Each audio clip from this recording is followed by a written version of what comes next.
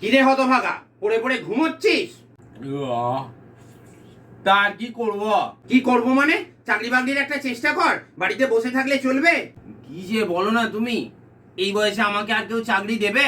আর যদি দেয়ও, ট্রেনে বাসে ঝুলে 12-14 ঘন্টা করে খাটা আমার পক্ষে আর সম্ভব?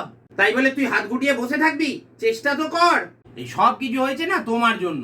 আমি তখন তোমায় পই পই করে বলেছিলাম, বাবা স্কুল মাস্টারই আমার জন্য নয়, আমি 3বারে হায়ার সেকেন্ডারি পাস করেছি, আমি কি ছাত্রদের শেখাবো বলো তো?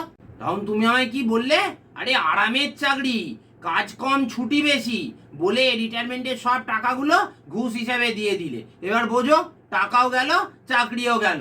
এর থেকে ওই ঝন্টু কাকার ছেলে গজার মতন যদি আমিও পকেট পরোটা বিক্রি করতাম না, তাহলে অনেক ভালো হতো। আজও কত সফল, সব জায়গা থেকে ওকে ডাকছে দোকান উদ্বোধন করার জন্য। ও তো রীতিমতো সেলিব্রিটি এখন। দেখ, যা হবার হয়ে গেছে, ওসব ভেবে আর লাভ নেই। তোকে আমি যে কথাটা বলছি, হ্যাঁ বৌমা তো রাগমাগ করে বাপের বাড়ি চলে গেল। তা তোকে ফোন টোন করে তো নাকি?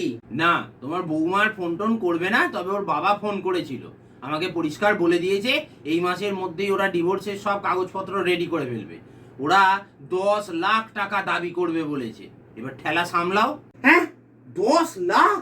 তুই বৌমাকে বুঝিয়ে বল। আমার আর কিছু বোঝাবার নেই বাবা, ওরা আর কেউ কোনো কথা শুনতেই রাজি নয়।